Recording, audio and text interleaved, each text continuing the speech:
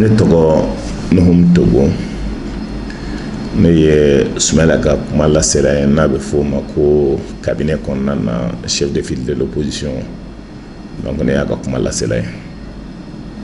An bɛ don min na i ko bi Ala ye aw ka président ni o ye duel président Sumala Sise Ala ye a miniji dɔgɔya o waleya min filɛ nin ye o ye aw bila cogoya jumɛn na? Ni Ala ye min kɛ n ka taa an bɛ Ala barika da parce que Ala subhanahu wa ta'ala se b'ale de ye ni o ni ka dɔn a bɛ saya nɛnɛ dɔ dɔn parce que ni adamaden ka bange san 100 ani kɔ ka dɔn ko i ka bangeli kuma bɛ fɔ Ala fɛ ka dɔn ko a ko bɛ dilan ka bila i ka saya ko bɛ dilan ka bila ni nana e bɛ waatinin de kɛ n'o waatinin sera hali seconde kelen tɛ fara kan ni Sumala ni maliyɛnw bɛɛ jigi tun dalen ba ale de kan ɲinan ka fɔ a bɛ se ka jamana in bɔ gɛlɛya kɔnɔna na a ye waleya min yira a ye hakilina min yira ni Ala subhanahu wa ta'ala nana k'o ta ka bɔ anw bolo le moment où maliyɛnw bɛɛ dalen b'a la a binnen i b'a fɔ ko sanpɛrɛn de jigila Mali kunna bɛɛ tilala ka jɔrɔ k'a fɔ sini bɛ kɛ cogo di comme ale Ala subhanahu wa ta'ala de bɛ muso lajigin ka den faga ka den balo ka fa faga ka tila ka ba faga mais den bɛ balo den yɛrɛ nalen bɛ balo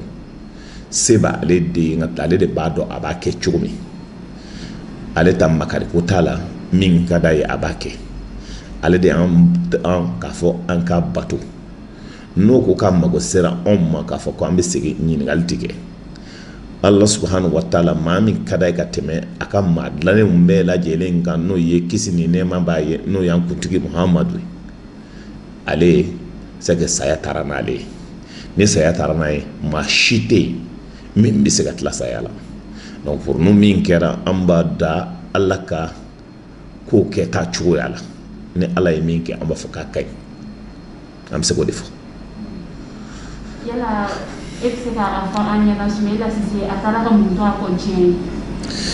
Sumala Sise taara ka fɛn caman to a kɔ diɲɛ ye parce que sani an k'a fɔ a taara mun kɔ ka tɔ a ye maa min yɛrɛ ye a ka dɔn an ka hakilina dɔ fɔ a kan. N'i ye jateminɛ kɛ nka Sumala Sise a fa ye école karamɔgɔ ye a fa i ɲɛ bɛ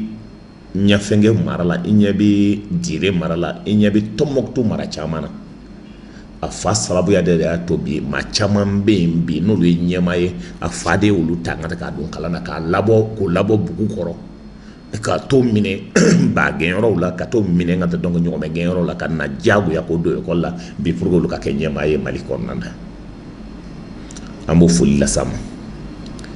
gɛlɛya an ka taa n'i ye jateminɛ kɛ a y'i to fɔ ɲɛfɛngɛ fan fɛ o tilala k'a bila ka na ka dɔn ko fɔ Kayi mara la gɛlɛya kɔnɔna na fɛn caman kɛra ka tɛmɛ o denkɛ min sɔrɔla n'o ye Sumala Sise o ye kalan kɛ o gɛlɛya kɔnɔna na ka tila ka na kalan kɛ Sevare ka taa kalan kɛ ka dɔn ko baw ka dɔn ka sanu feere ka taa k'a di ka taa kalan kɛ ka dɔn ko Dakar a ye bourse sɔrɔ ka taa Faransi université min ka bon ni université farafin ka dɔgɔ la o waati kɔnɔ min bɛ se ka taa don université kɔnɔ n'o ye ka taa kɛ ingénieur en informatique o waati in kɔnɔna na a bɛ compter maa min bɛ se ka kɛ Europe kɔnɔna na ani Afrique kɔnɔna na a donna o la a ye diplôme ba sɔrɔ o diplôme ba parce que maaw hakila k'a tun bɛna baara daminɛ ka taa parce que maaw tun depuis a ma tila école la maa bɛ boli a nɔfɛ pour que a ka se ka baara kɛ ka to yɔrɔba ninnu dɔw la Sumala ye baara daminɛ a ma mɛn ni sadasi Ala ka hinɛ la n'o tun mako b'a la o dɔgɔnin terikɛ de tun don o y'a ye k'a fɔ ko maliyɛn dɔ bɛ yen ko a bɔra école ba in na n'o ye ingénieur école ba in ye ko il est bon que k'u ka sama ka na n'a ye Mali kɔnɔ bɛɛ tun hakila ko n'a nana a tun b'a daminɛ ministère des finances la ou ka ministère yɔrɔ dɔw bɛ yen ka tɛ dɔn ka baara kɛ mais o y'a bɔ ka na n'a ye Sara y'a deli ka na n'a ye k'a kana baara kɛ CMDT la a nana a kan ka min kɛ o la a y'o kɛ o don a ye baara daminɛ Faransi ka taa a tun bɛ sara min na sara yɔrɔ ka tɛ n'i y'a da yɔrɔ 10 a tun bɛ min sɔrɔ ka tɛ 10 dali la a bɛ 2 de sɔrɔ Mali la kuma ɲɛfɔla ni million 10 de kan ka d'a ma kalo kɔnɔ mais Mali kɔnɔ ka taa o ye million 2 de proposer ka taa sɔn na ka na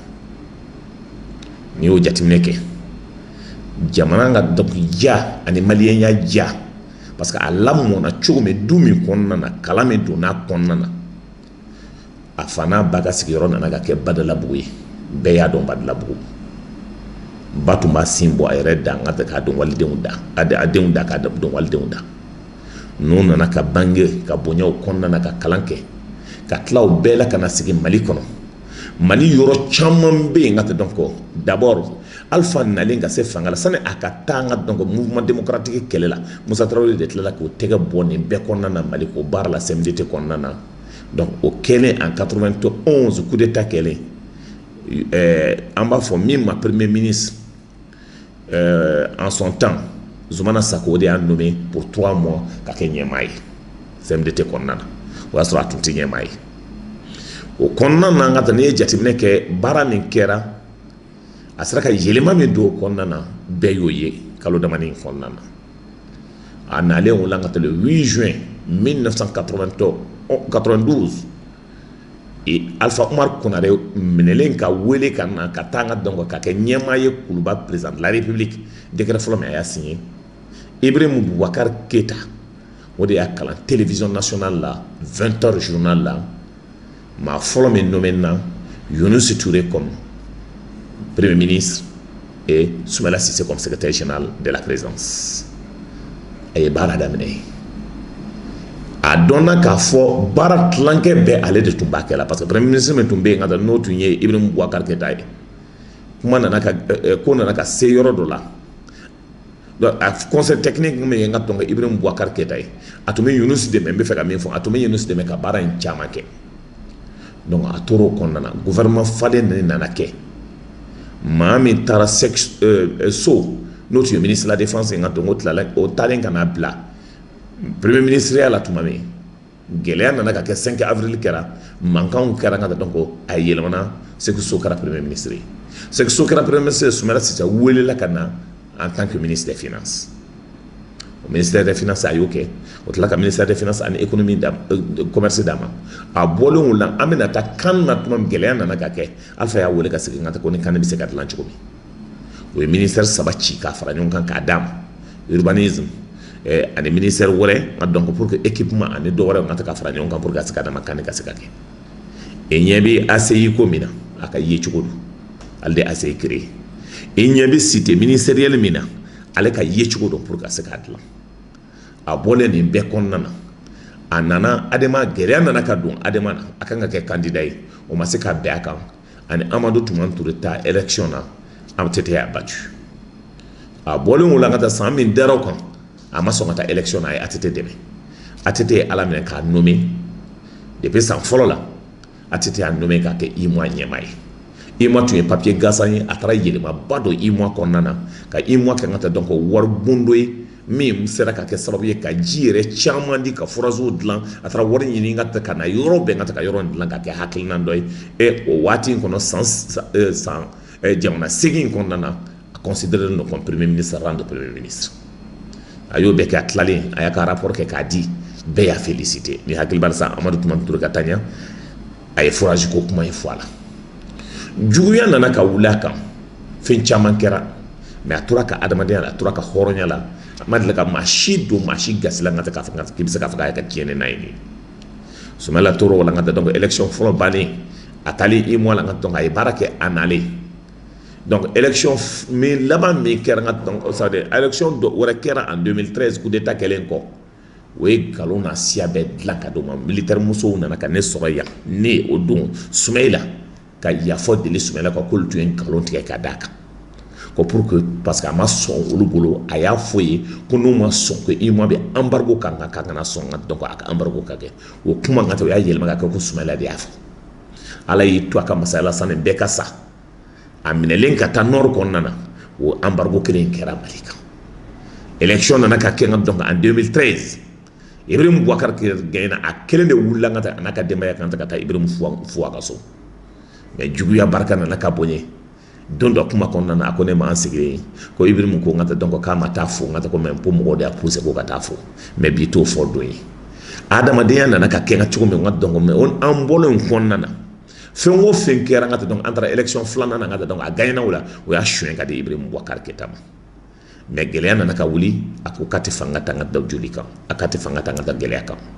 ala naka ke election commune nana damina ngata donc na tara wula nya fenge ni président de la république aka ministre ngata ko kata atale aminenai sana kata anya discuter ton kati tango tseka fikite tango maliko ko kuma do parce que ni matanga ta be geleya ay ala na tara anale ngata o konnana anya jatemine ke ka fo ayele mana koswe mako ka bonyana ba so ngata bonya ton doronte parce que ni ma kara chugwa dola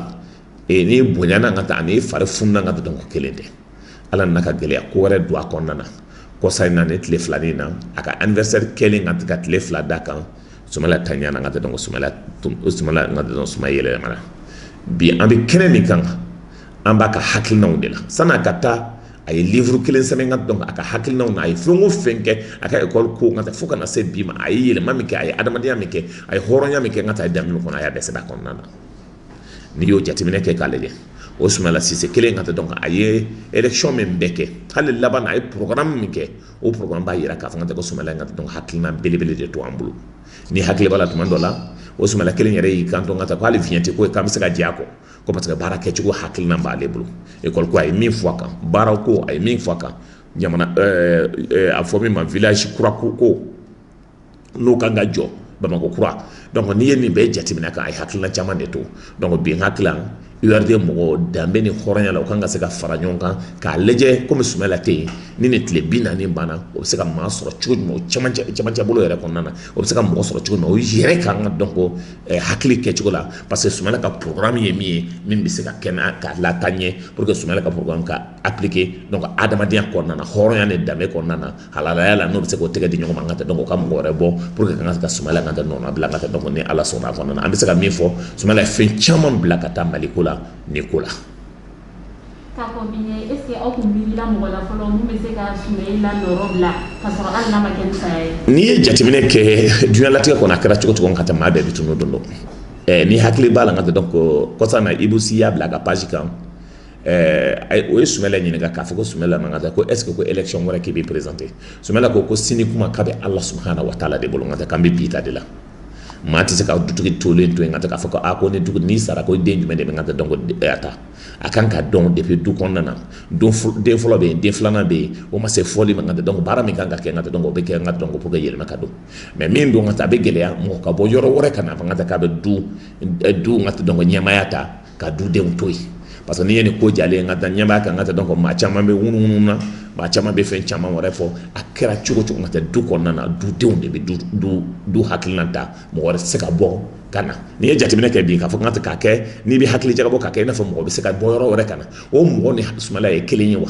o hakilna kelenyi wa o de la ka baraka nyongo fe wa sumala bo don wa partout bo don wa no kera ngata ke geleya donc geleya me mi mo pour ka boy donc ma ka ngata o ka parti chama ja konnana o ka barake pour que ngata sumala togo ani sumala e baramike pour que ngata ndiel maka do pour nous ngata ce qui est très important même fo mali kono bebe sa do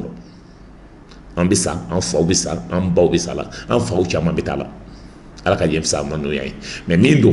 anga hakli jaga bokay anga le malikula pour que bara mi se ka ke chome sumale noro blame ke no bi se ka blanga donc ka ta ka yele man do akon na pour que hakli na ba se ka bo jamana ka se ka basiki ana de ne ka fo ka sumela to fanga na matonya nyama yala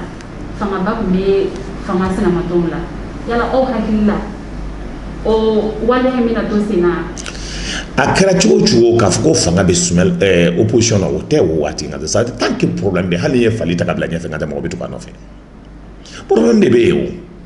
tant que insécurité be tant que dunga fakte tant que journaliste boli be dawka tant que journaliste bi faga tant que ngata donc mo ko be continuer ka mo faga nord konnana tant que ngata donc mo be baga mo wala ka mo ka bitiki tant que to ka moto tiku ka mo chula ko mine tant que obta to mo kan ka mo faga ngata donc tant que problème be école de ka problème be santé mo ka problème be ato foti mais masra ka problème be école karamo ka problème be ni tant que ni problème be donc mo be sur ngata ka wuli ka jonye fe la ngata pour que mobilisation mo te mobilisation ke ka kadie koy parce que ni ba degula avec kinike o de be kela ngata donc nyama nuna o de be kela ngata donc opposition na jama be bola tant que problème be mo be tanye fe la ni hale chine ni problème ma nyana bo a kɛra cogo cogo fanga wɛrɛ bɛ di opposition ma donc i y'a ye n ka taa concernant M5 la min kɛra n ka taa n'i y'a ye ko mɔgɔw bɔra mɔgɔ ma bɔ Diko nɔfɛ dɛ mɔgɔ ma bɔ n ka Choguel nɔfɛ dɛ mɔgɔ ma bɔ ne nɔfɛ dɛ mɔgɔw bɔra ko parce que ko problème bɛ yen mɔgɔ bɛ fɛ yɛlɛma ka kɛ n'o yɛlɛma ma kɛ hali sini mɔgɔw bɛ bɔ. Soumaïla Tanyale min filɛ nin ta yala ka taa musakako fan fɛ parti bɛna se k'a kun bɔ ji la wa. n bɛ fɛ ka min fɔ maliyɛnw k'a faamuya président sigi ani parti ta n ka taa donc n'i ye jateminɛ kɛ ce n'est pas parce que k'a fɔ wari bɛ n bolo d'abord ko adamaden bɛ gagner élection présidentielle la n bɛ hakili jagabɔ de kɛ n'i ye ni démocratie nalen maa fɔlɔ min taara élection na o ye Alpha Umar Konare école karama dɔ n ka taa donc dɔrɔmɛ tun t'a bolo an y'a ye Vespa kan an y'a ye R12 kɔrɔ kan ka taa a bɛ pousser sɛgɛn bɛ ɲini k'a fa 3 postes dɔ de bɛ ɲini k'a ka maaya ban wa Alpha Umar Konare de nana ka taa contre Joe a nana contre n ka donc maa min ka taa dunuya latigɛ kɔnɔ n'a dɔnlen don ka tɛmɛ presque maliyɛn caman kan Cɛbilen Mamadu Konate grand banquier connu sur le plan international o de nana mais Alpha y'a battu parce que a sigila Mali la a ma taa yɔrɔ si Cɛbilenya ka adamadenya tilankɛ bɛ kɛ France a gagnera wariko tɛ o don ni wariko don wari tun bɛ Cɛbilen de bolo an bɔlen ka taa o la an ka taa donc an taara élection na Cɛbilen ta bannen a ye élection 2 bɛɛ kɛ ni maa min nana ka taa a b'o bati Alpha y'o bati Amadou Toumani Touré nana o don Amadou Toumani Touré ka élection na ni Soumaïla Cissé n'i ye jateminɛ kɛ wari tun bɛ Soumaïla bolo ka tɛmɛ Amadou Toumani Touré kan mais Amadou Toumani Touré ye Soumaïla battu o la an bɔlen kɔnɔna na n ka taa kɔsa in na jɔn de nana ni wariko don k'a fɔ wariko de bɛ mɔgɔ gagner anw ni n ka taa donc IBK de taara élection 2012 la wari tun tɛ IBK bolo n ka taa k'an bɔ au contraire IBK taara n ka taa wari deli n ka taa donc fɔ dugu wɛrɛ de la pour que mɔgɔ wɛrɛ k'a d'a ma k'a sɔn pour que a ka se ka na mais Ala y'a to a gagner na pour moi n'i bɛ gagner présidentiya la parti politique n'i bɛ gagner présidentiya la c'est que wariko tɛ i ka programme ko don ani ka yecogo ani ka adamadenya kɛcogo. Donc pour moi aujourd'hui wari tɛ se ka mɔgɔ gagner URD n ka taa baara min kɛ aujourd'hui URD c'est le parti le mieux implanté sur l'étendue du territoire national aujourd'hui parti 3 de bɛ Mali kɔnɔ min implanté un peu partout l'ADEMA PAIGJ URD ani RPM i b'a dɔn fanga kɔrɔ n'a binna ka ban ka taa ni yiri binna ka taa donc o y'a bannen a kɛlen n'a fɔ waati min an bɛ fanga la PDS tuma an tun bɛɛ b'a fɔ ko PDS n ka taa donc ATT binnen dɔrɔn PDS k'o banna donc aujourd'hui RPM yɛrɛ ka taa tɔ tora tɔgɔ de ye n'o tɛ RPM ka taa donc o ka mugu cira ka ban RPM ko banna ka ban donc n'i ye jateminɛ kɛ donc parti 2 min bɛ to ka taa donc sur le plan aujourd'hui ka Mali fan bɛɛ c'est URD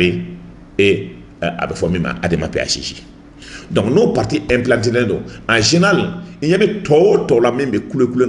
ka wo ci ni yo ka parti lejɛ ils n'ont même pas allé ni à toi mais à toi Bamako dron tanga ta parti implanté Bamako pour que la élection présidentielle gagne il faut avoir des partis il faut avoir des assises donc quand on demande non que Amadou Toumani Touré non Amadou Toumani Touré mouvement citoyen de créé la mouvement citoyen il y avait plus de 40 associations ou 40 associations tout même Mali yorobé o ka jugu ni parti politique signé ça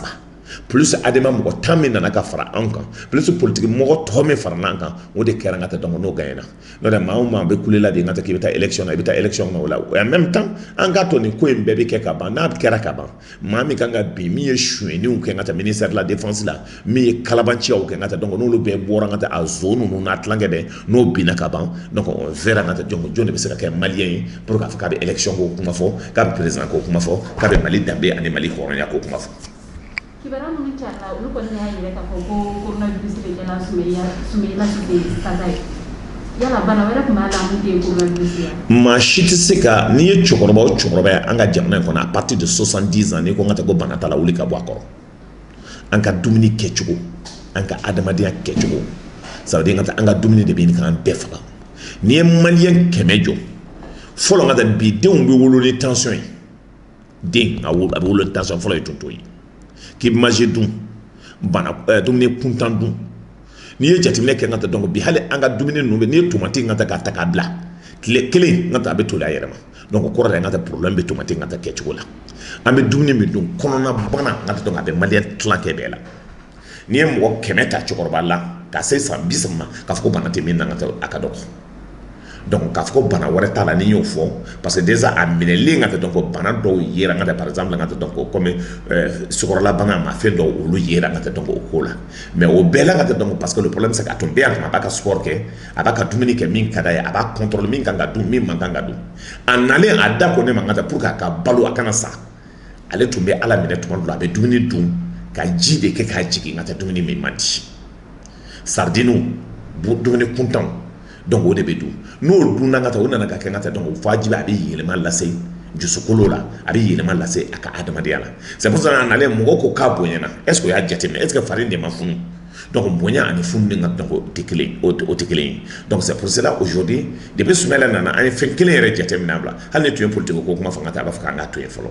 donc a kɛra cogo cogo mɔgɔba dɔw bɛ yen ko tɛ ko la ka taa n'o ma ko natɔla ye mais Soumaïla y'a ye k'a fɔ ka taa donc hali n'a bɛ taa comme Amadou Toumani ils vont mourir dignement sans qu'à couler k'a fɔ mɔgɔ ye mais c'est des hommes d'état ala de y'a d'o ma mais a ye min bɛɛ kɛ Mali la plus 71 ans ka taa a ye min kɛ il a mis 40 ans de sa vie au Mali dédié au Mali pour l'honneur du Mali pour la dignité du Mali tuma dɔ la ka taa donc n'i y'a jateminɛ ka taa n'an ye baro kɛ ka taa a b'o de fɔ don dɔ ka taa donc Ibrahim Boubacar Keïta y'an wele ka taa Kuluba a y'an wele a bɛ siɲɛ 5 siɲɛ 6 siɲɛ 7 bɔ don dɔ an taalen ka taa donc an ye réunion bɛɛ kɛ ka taa réunion bɛɛ kɛra IBK ni ale cɛ a ma tɛmɛ ka taa minute 5 minute 6 kan ne ye ɲininkali kɛ n ko président ko mun de kɛra an jigintɔla mobili kɔnɔ a ko ne ma ko k'a y'ale wele ko Jeune Afrique kɔnɔ ni hakili b'a la tuma min na a tun ye Soumaïla nɛni kosɛbɛ Soumaïla ko k'a y'a fɔ ale ko mɔgɔ yafa k'a diminen b'a kɔrɔ k'o de la n ka taa k'a y'ale wele ka na k'a nana ka yafa de deli n ko e sɔnna wa k'ale sɔnna o Soumaïla kelen de an y'a ye en 2013 élection kɛra en Afrique mɔgɔ ka wuli ka taa an ka denbaya ka taa foli kɛ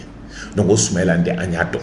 danbe kɔnɔ Soumaïla hɔrɔnya Soumaïla maa si tɛ se k'a fɔ n ka taa ko politique mɔgɔ Mali kɔnɔ k'i ta i bi i bɛ yɔrɔ min k'a fɔ ko Soumaïla ye mɔgɔ min nɛni Soumaïla ye mɔgɔ kelen min nɛni n ka taa donc politique la o kɛra n ka taa donc a bɛ fɔ cogo jumɛn Adama cɛ RPM cɛ ye Tereta ye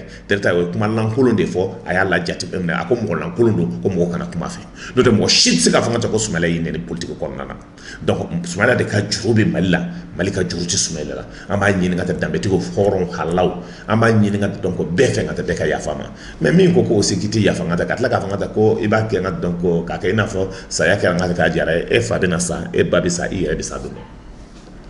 an bɛ wagati min na sisan coronavirus carilen don kosɛbɛ yala aw bɛna aw ka sukonya kɛ cogo di sukonya ka taa donc disposition bɛ taa n ka taa donc a kɛra cogo cogo maa o maa bɛ taa e ni ne bɛɛ sigilen filɛ nin ka taa protège bɛ yen ka taa donc bɛɛ bɛ protéger produit min kan ka utiliser a bɛ utiliser mais a kɛra cogo cogo le peuple va rendre hommage à Soumaïla bi à partir de demain ka donc 14h corps nga donc lever de corps kɛra bi à Paris donc an bɛ min kɛ n ka taa donc rapidement à partir de demain jeudi à 14h mɔgɔw welelen don ka bɔ min tɛ se ka taa n ka taa o bɛ jɔ sira kan ka au revoir d'a ma pour que a ka se ka na n ka taa donc an bɛna a lada Bamako ici Badalabugu dɔgɔtɔrɔsoba in kɔnɔna na n'o kɛra n ka taa donc cérémonie bɛ kɛ vendredi 10h n'o bɔra la ni juma jiginna donc a bɛ taa lada a ba a n'a fa a n'a balimamuso dɔ kɛrɛfɛ n ka taa donc Sogoni kɔ ni Ala subhanahu wa taala sɔnna voici n ka donc ce qui va se passer mais nous prions Allah le tout puissant a ka a jigi yɔrɔ ɲɛ n ka kuma laban ye min ye k'a fɔ maliyɛnw ye n ka taa donc ça veut dire hali bɛ baara bɛ yen an ka Ala de ye n ka taa donc Soumaïla di Ala de y'a minɛ aujourd'hui min kɛra Soumaïla ye min di c'est des leçons pour l'histoire c'est des leçons pour la vie c'est des leçons i y'a ye Wade ye min fɔ a ma n ka taa n'i ye Wade ka discours lamɛn n ka taa donc a bɛ mɔgɔ lakasi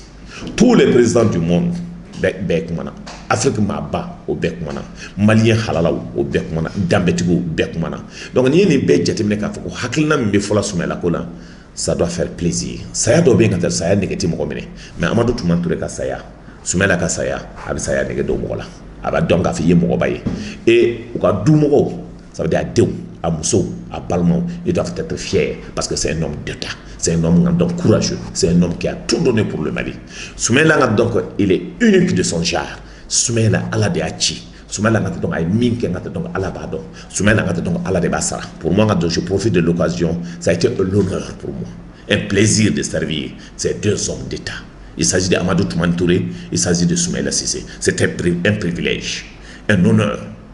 franchement n b'a fɔ ye n ka taa dormez tranquille définitivement ni Ala sɔnna n ka taa an ka taa sɔrɔ n ka taa Ala m'aw malo ala ko kangandili ala sebe edi e be jamana ko ado ala sebe edi ngata jamana kecho ibado amba nyini fe ala nani kokila ngata ka fa ante min kalama islame u tola jamana de un tola dambetigu tola kabila u tola horonya tola ala ibi ya fama ngata parce que edi an danka fa ngata kan ki batu do be wulu talenti la do er hakla ki te ni na flo bobolo hakleti la no kanga ma fa ngata ba fa kama no kanga fa ngini akama kama fa ba fa ala sebe edi on mi ma fenke Tommy ma fenke min dalen o be sranye ala ko lu sababu kan e kan jamana mboni ngelela mi kuma lama mine bulo weni do be ngata ma tikele mbolla on Allah subhanahu wa ta'ala kadi o dakasa bi bo o ibo sigelen so nyama to ko on Allah kadi ala uluka kuma kan lamne ala ma ba mi dalen banga duma ko lo jukoro ngata donc olu seku sala no mo chama gunyo almami mo chama wore min be dalen be ngata le 333 syndic tomokto ala numbe sky marala mali region be la ma ba da dalen be